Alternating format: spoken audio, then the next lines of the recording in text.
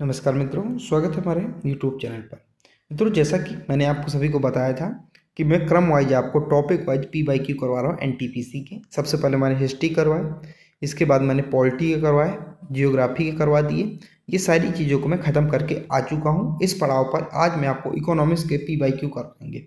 ये सारे मेरे जो वीडियो हैं आपको PYQ मिल जाएंगे। आपको नीचे डिस्क्रिप्शन पे क्या करना है, जाना है, वहाँ पर आपको सारे वीडियो, आप चैनल पे चाहे चाहे विजिट कर लीजिएगा, आपको सारे वीडियो आपको वहाँ पे आसानी से मिल जाएंगे। तो मैं आपको अर्थव्यवस्था यानी कि आपको आज इकोनॉमिक्स का जो है PYQ करवाने जा रहा हूँ। ठीक है, तो आज का हमारा पहला प्रश्न है, एक अर्थव्यवस्था में जब मुद्रास्फीति और बेरोजगारी दोनों उच्च स्तर पर होती है तब ये स्फीति किस रूप से जानी जाती है? इस स्फीति को किस नाम से जाना जाता है? कब? जब हमारी जो है मुद्रास्फीति और बेरोजगारी जब उच्च स्तर पर होती है, अपने चरम सीमा पर होती है, तो इसको मुद्रास्फीतिक जनित मंदी के रूप में जाना जाता है। ठीक है, अगला है, एक फर्म का लाभ अर्जित कुल राजस्व लागत है। तो कितना ये एक अंतर है, यानी कि राजस्व, कुल राजस्व लागत और कुल जो है अर्जित लागत के बीच का जो अंतर होता है उसी को फर्म का लाभ कहा जाता है। अगला है, निम्नलिखित में से कौन सा GDF CF का पूर्ण रूप है? तो GDF CF का पूर्ण रूप क्या है? इसका फुल फॉर्म कौन सा है? तो इसका सही उत्तर होगा सकल घरेलू स्थिर पूंजी निर्माण। तो तीसरा इसका सही उत्तर होगा। अगला है, एक उपभोक्ता का इष्टतम बंडल रेखा और बीच स्पर्श रेखा के बिंदु पर स्थित होता है। तो किस बिंदु पर स्थित होता है? तो ये स्थित होता है हमारा अधिमानता वक्र पर स्थित होता है। तो एक यहाँ से सही उत्तर होगा। अगला है, निम्नलिखित में से कौन सा मांग वक्र का निर्धारण नहीं है? तो मांग वक्र का निर्धारण कौन सा नहीं है? तो इसको आपको बताना ऑप्शन नंबर 4, विक्रेता की पसंद और वरीयता। अगला है, वो वस्तुएं जो उपभोक्ता को की तत्काल आवश्यकता को पूरा करने के लिए नहीं बल्कि अन्य वस्तुओं के उत्पादन के लिए बनाई जाती हैं, उन वस्तुओं को क्या कहा जाता है? तो ऐसी वस्तुओं को जो पूंजीगत वस्तुएं कहा जाता है, यानी कि कैपिटल थिंग्स कहा जाता है। अगला है, शुद्ध राष्ट्रीय उत्पाद की गणना से, हाँ से मतलब तो डिप्रिसिएशन इंग्लिश में, ठीक है, घटा कर की जाती है। तो किस में से राष्ट्रीय उत्पाद की गणना अगर डिप्रिसिएशन से किसको घटा के कर दें कि राष्ट्रीय उत्पाद की गणना हो जाए, तो किसको घटा के की जाती है? तो GDP को घटा के की जाती है, सकल राष्ट्रीय उत्पाद। तो इसका सही उत्तर क्या हो जाएगा? तीसरा इसका सही उत्तर हो जाएगा। अगला है, एक साधारण अर्थव्यवस्था में आय के चक्रीय प्रवाह में निम्नलिखित में से कौन सा तत्व सम्मिलित नहीं है? तो इस कौन सा तत्व सम्मिलित नहीं? तो ऑप्शन नंबर तीसरा इसका सही उत्तर हो जाएगा, मूल ह्रास यानी कि डेप्रिसिएशन जिसे इंग्लिश में कहा जाता है। अगला है, उपभोग करने के लिए सीमांत प्रवृत्ति यानी कि MPC किसे संदर्भित करता है? तो किसे संदर्भित करता है? तो ऑप्शन नंबर 1 हमारा इसका सही उत्तर होगा क्या? ऑप्शन नंबर 1, आय में परिवर्तन के रूप में खपत के परिवर्तन की दर। अगला है, निम्नलिखित में से उस प्रक्रिया के रूप में परिभाषित किया जा सकता है जिसमें सरकार या एक से अधिक कंपनियों को अधिकांश हिस्सेदारी बेचती है जबकि सरकार के पास अभी भी इसका स्वामित्व होता है और अल्पसंख्यक हितधारक के रूप में बनी रहती है। तो इसको क्या कहा जाता है? ठीक है, तो इसको कहा जाता है स्वामित्व मोचन यानी कि विनिवेश इसको कहा जाता है, डी इन्वेस्टमेंट जिसे कहा जाता है। अगला है, बाहरी झटकों के खिलाफ मुद्रा आपूर्ति को स्थिर बनाए रखने के लिए मुद्रा बाजार में किसी देश के मौद्रिक प्राधिकरण द्वारा हस्तक्षेप को कहा जा सकता है। तो इसको किसको क्या कहा जा सकता है? तो इसको जो है ऑप्शन नंबर हमारा इसका सही उत्तर होगा, ऑप्शन नंबर 1 इसका सही उत्तर होगा, बंध्याकरण कहा जा सकता है। ठीक है, तो एक यहाँ से सही उत्तर होगा। अगला है, निम्नलिखित में से कौन सा कथन उच्च शक्ति वाले धन को उचित रूप से परिभाषित करता है? तो ऑप्शन नंबर तीसरा, केंद्रीय बैंक द्वारा जारी की गई मुद्रा जिसे जनता या वाणिज्यिक बैंकों द्वारा धारण किया जा सकता है। तो तीसरा इसका सही उत्तर होगा। अगला है, निवल मूल्य का सूत्र क्या है? तो निवल मूल्य का जो सूत्र क्या है? तो निवल जो मूल्य है इसका सूत्र होता है निवल मूल्य बराबर संपत्ति माइनस देता है, अगर माइनस कर देंगे तो निवल मूल्य निकल आएगा। तो इसका सही उत्तर 2 होगा। अगला है, निम्नलिखित में से कौन सा मुद्रा का कार्य है? तो कौन से जो मुद्रा के कार्य है ये आपको बताना है। तो 14वें नंबर का इसका सही उत्तर क्या होगा? A और B दोनों इसके मुद्रा के कार्य है। अगला है, धन के बारे में निम्नलिखित में से कौन सा वाक्य गलत है? तो धन के बारे में निम्नलिखित में से कौन सा वाक्य जो है गलत है? तो दूसरे नंबर का वाक्य गलत है। कह रहा है सभी वस्तुओं और सेवाओं का मूल्य मौद्रिक इकाइयों में व्यक्त नहीं किया जा सकता। अगला है वैध मुद्रा है जिसका, तो वैध मुद्रा कौन सी है, यानी कि वैलिड करेंसी कौन सी है, तो वैध मुद्रा उस मुद्रा को कहा जाता है जिसका कोई आंतरिक मूल्य नहीं है, तो दूसरा इसका सही उत्तर होगा। अगला है निम्नलिखित में से कौन सा कथन अस्थायी विनिमय दर के लिए उचित है, तो अस्थायी विनिमय दर के लिए उचित है, तो यह मांग और पूर्ति के बाजार शक्तियों द्वारा निर्धारित किया जाता है। अगला है भारत सरकार द्वारा रुपये चिन्ह आर, रुपये चिन्ह आपको पता होगा, ये इसका रुपये चिन्ह है, ठीक है, कब अपनाया गया, तो कब, ये 2010 में अपनाया गया था, ठीक है, डी उदय कुमार ने इसको बनाया था। अगला है एक मुद्रा कि दूसरी मुद्रा के संदर्भ में कीमत को किस रूप में जाना जाता है, तो इस कीमत को किस रूप में, विदेशी विनिमय दर के रूप में जाना जाता है, एक यहाँ से सही उत्तर हो जाएगा। अगला है निम्नलिखित में से भारतीय बैंक नोटों में से किसके पृष्ठभाग में सांची स्तूप रूपांकित किया गया है, तो सांची का स्तूप किसमें, तो 200 के नोट के रुपए में जो सांची का स्तूप इसमें किया गया है, तो ठीक है, एक यहाँ से सही उत्तर हो जाएगा। अब देखिए आप 200 का नोट आप ये यहाँ पे देख रहे होंगे क्या, ये सांची का स्तूप है, ठीक है, ये तो 200 के नोट में सांची का स्तूप किया गया है। अब मैं विभिन्न नोटों पे आपको बता देता हूँ, जैसे देखिए ये 100 की नोट है, 100 की नोट में क्या किया गया है, देखिए आपको बताता हूँ, 100 की नोट में जो रानी की बाब बनाई गई, क्या रानी की बाब को 100 की नोट में बनाया गया है, ठीक है, ये आपको दिख रहा होगा। इसके बाद आता है 500 की नोट, तो 500 की नोट में क्या किया गया है, तो 500 की नोट में लाल किला को बनाया गया है, ठीक है, ये पूछे जाते हैं इसलिए मैं आपको बता रहा हूँ। इसके बाद आता है 10 की नोट, तो 10 की नोट में कोणार्क का सूर्य मंदिर बनाया गया, ये आपको दिख रहा होगा, ये 10 की नोट में बनाया गया है। इसके बाद आता है 20 का नोट, तो 20 के नोट में क्या बनाया गया है, तो 20 के नोट में एलोरा की गुफाएं बनाई गई हैं, ये आपको चित्र में दिख रही होंगी एलोरा की गुफाएं, ठीक है, तो 20 के नोट में एलोरा की गुफाएं बनाई गई। इसके बाद आता है 50 का नोट, तो 50 के नोट में हम्पी, क्या हम्पी, और हम्पी का चित्र बनाया गया, हम्पी कहाँ है, हम्पी कर्नाटक में है, तो ये 50 के नोट में बनाया गया है। इसके बाद आते हैं 200 की नोट, 200 की नोट जो कि अब बंद हो चुकी है, बैन हो चुकी है, तो 200 के नोट में मंगलयान बनाया गया था। तो इस प्रकार मैंने हर नोट में क्या बना रहता है, ये मैंने आपको करवा दिया, यहाँ से क्वेश्चन पूछे जाते हैं इसलिए याद रखना चाहिए। अगला है भारत में सार्वजनिक क्षेत्र का सबसे पुराना बैंक कौन सा है, तो भारत में सार्वजनिक क्षेत्र का जो है सबसे पुराना बैंक है इलाहाबाद बैंक, ठीक है, एक यहाँ से 70 होगा। अगला है भारतीय रिजर्व बैंक की मुख्य भूमिका क्या है, तो भारतीय रिजर्व बैंक की जो मुख्य भूमिका क्या है, यानी कि आरबीआई है हमारे यहाँ का सेंट्रल बैंक है, तो इसकी मुख्य भूमिका है ये भारत में वित्तीय क्षेत्र का समवेकित पर्यवेक्षण करता है।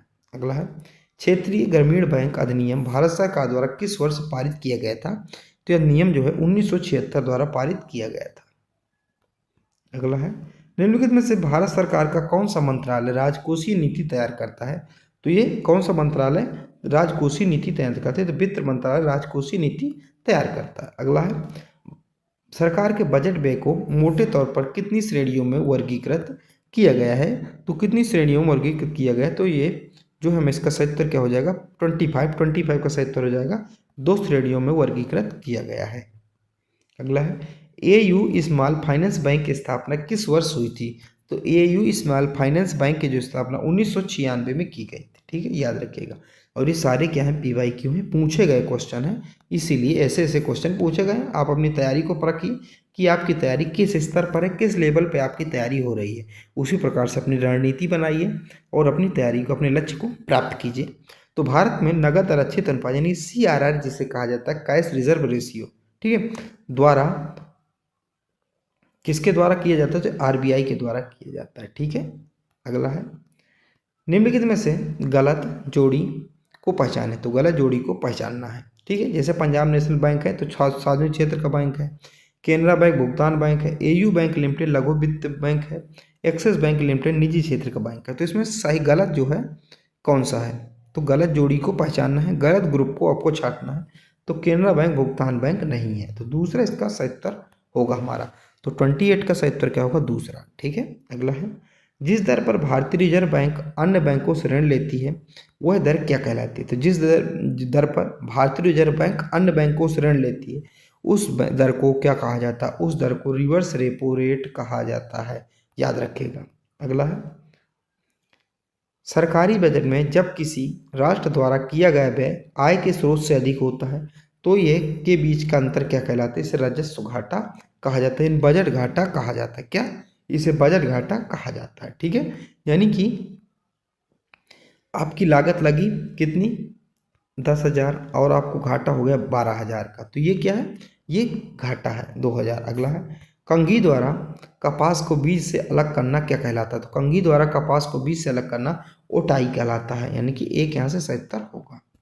अगला है समचतुरेखित जुताई क्या है, तो इस जुताई को क्या कहा जाता है, तो इसका 77 क्या हो जाएगा हमारा, तो इसका 77 होगा हमारा, इसका 77 32 का 77 होगा ऑप्शन नंबर 1। इसको कहा जाता है समोच्च रेखाओं के साथ ढलान वाली भूमि पर जुताई करना। अगला है हरित क्रांति के संबंध में निम्नलिखित में से कौन सा कथन सत्य नहीं है, तो हरित क्रांति के संबंध में निम्नलिखित में से कौन सा कथन सत्य नहीं है, तो ऑप्शन नंबर 1, इसमें समय के साथ घटते निवेश की आवश्यकता होती है। अगला है जिस क्षेत्र में किसान केवल सब्जियों के विशेषज्ञ होते हैं इस प्रकार की खेती को क्या कहा जाता है, तो इस प्रकार की खेती को क्या कहा जाता है, जो केवल जहाँ सब्जियों के विशेषज्ञ होते हैं तो ट्रक खेती कहा जाता है। ठीक है। अगला है भारत के किस राज्य में काट एवं दाह कृषि को बेवर का नाम से जाना जाता है, बेवर के नाम से जाना जाता है, तो किस में कहा जाता है, तो ये मध्य प्रदेश में कहा जाता है। ठीक है। अगला है निम्नलिखित में से प्रारंभिक निर्वाह कृषि और संबंधित राज्यों के गलत युग्म की पहचान कीजिए, तो गलत युग्म की पहचान करना है, तो इसका सही उत्तर होगा कोमन केरल। ठीक है।